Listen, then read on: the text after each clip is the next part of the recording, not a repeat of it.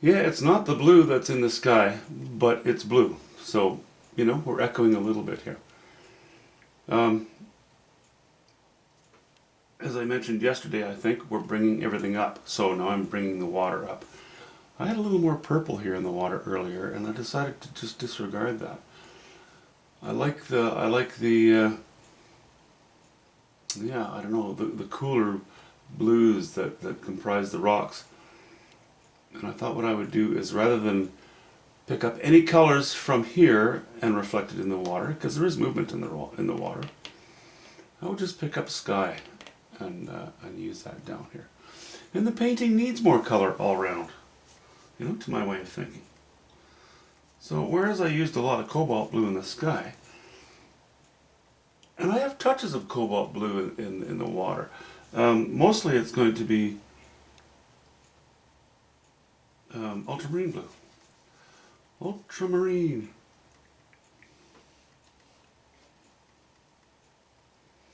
And I'm going to slightly go darker. See, I like the idea of this point of land coming down. But I would like to reverse it in the water, just slightly. Don't have to be too strong about it. I like the highlight here and here and here, because that does sort of echo the feeling of land coming down with highlights.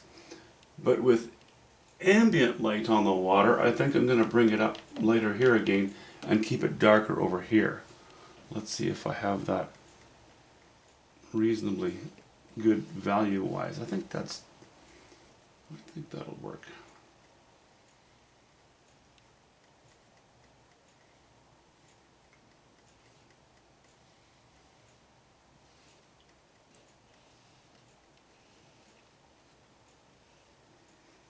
I also don't mind keeping a few quite dark lines in here and there. That seems to work all right. Okay, as we get close to the edge of the painting, I'm not going to put a lot of interest there. I'm just going to keep my brush strokes darker. And I was using this brush to paint in the top third up to a half in places on the water. But now that we're getting closer, I'd rather have broader brush strokes.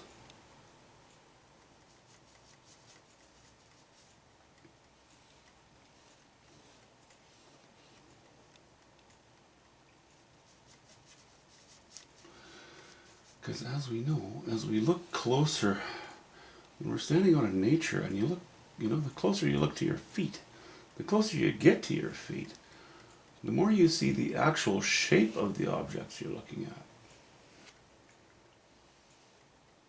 at. As we look further away, objects become visually foreshortened, and as that happens, everything appears flatter. So without drawing too much attention to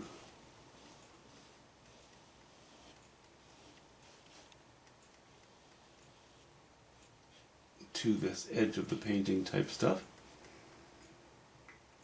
Okay, now I'm going to add a little bit of white.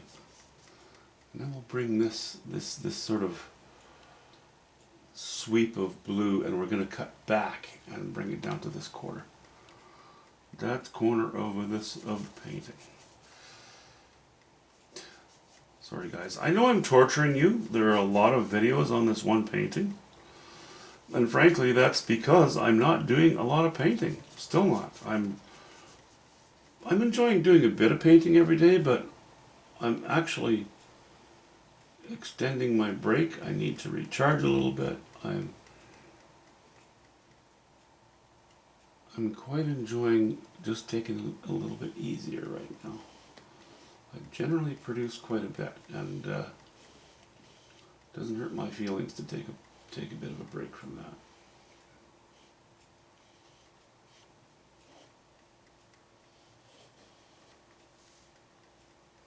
So yeah, right now it's ultramarine blue. A bit of yellow ochre, just a touch.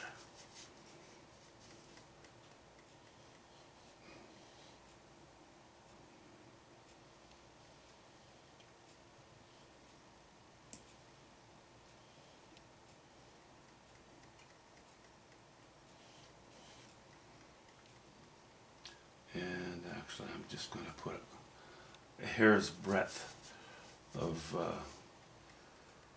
burnt sienna into it. Burnt sienna, you know, it's kind of a good way of killing ultramarine blue. I know that those colors work great together in many ways, but one of the ways is to dumb down the ultramarine blue without turning it into a blah color. It goes very gray if you add raw umber, which is fine in certain circumstances, and I've done that on the rocks. But adding a bit of burnt sienna to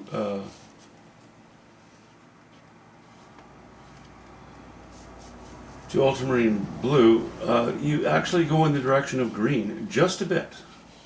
Okay, I'm not saying it's green, you're just heading in that direction a little bit.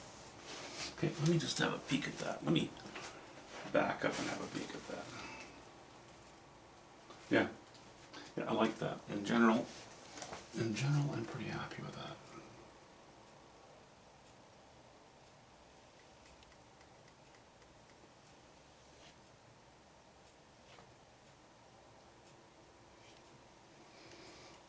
I'll put a couple of highlights of higher value ripple crests. You know, that will sort of echo the idea of doing this, but you know, maybe only one or two.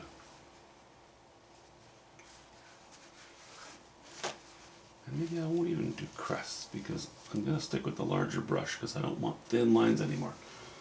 I've got enough thin lines in there. I need a bit of a bolder approach. So here we go to the yellow ochre, and here we go to the ultramarine blue, and the titanium white. A little titanium white in there. We certainly need that.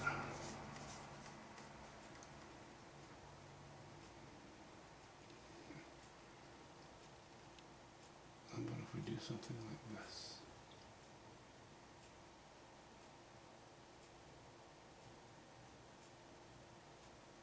Not too strong. We keep our strength close to the focal area. We don't put our strength down here. And as I'm putting these strokes in, I'm trying to be very careful not to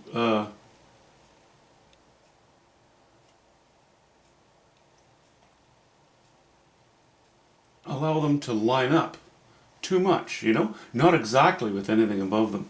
You always have to be aware of that. You always have to be cognizant of those things that you don't notice right away, but when you stand back and have a look at it, you go, oh, why did I do that? This lines up with that. That lines up with this, and no, won't avoid that.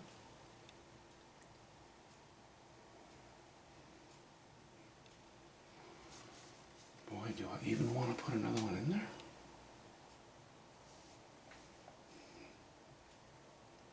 Not down here. Maybe.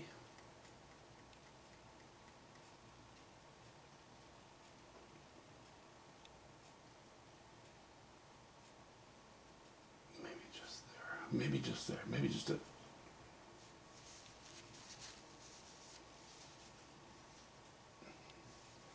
Maybe just a shorty. Of course, you want your brush strokes to vary in length as well as thickness.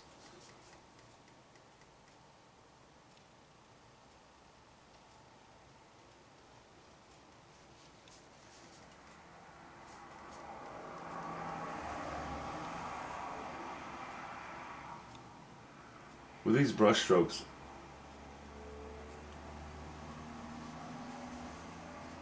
I tend to see. I laid a higher value brush stroke right here and here. I tend to clean it up from the bottom, not the top, because every time you touch that, you smear it a little bit. Now that's with sort of a minimalist economy of stroke notion in mind, and it's not 100% the truth. I mean, you don't. That is to say, you don't always do that, or I wouldn't always want to do that. Like right now I'm not doing that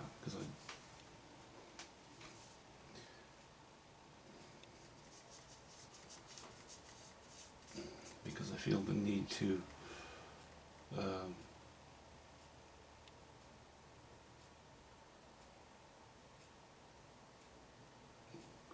to draw yet one more little stroke in there, eh? Tiny, tiny.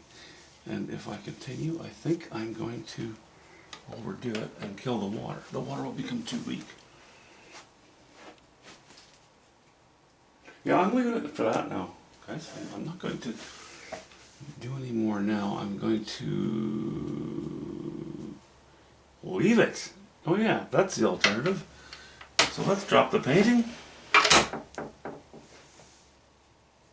I know this needs a bit of tending to as well, but now we're getting close to the end of our journey here. Yeah, I'm going to put a few strokes in here. You know, I have this umbrella, and then we have these two which stand out. I think I'd like to put something in here as well to break up this underside, but something along these lines that just catches some light. And then we'll do the push for the last bit of bush. That rhymes. I should have been Dr. Zeus.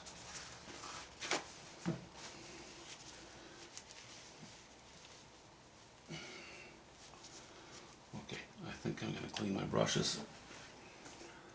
Anyway, there it is. It's still coming.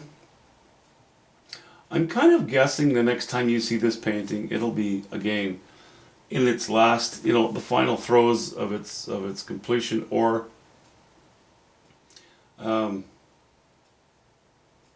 its death. No, I like it. It's coming nicely. Yeah, it's probably going to be done next time I talk to you, because frankly, I've spent a lot of time on this, and I shouldn't need to do that. I mean, no, that's probably the wrong way of putting it, but if my large canvas isn't in yet, then I'm just going to have to get something else, and maybe cancel that order, and maybe get that canvas from somewhere else, because I ordered it well before Christmas, so I can't wait too long. Anyway, see you later. I'm blithering.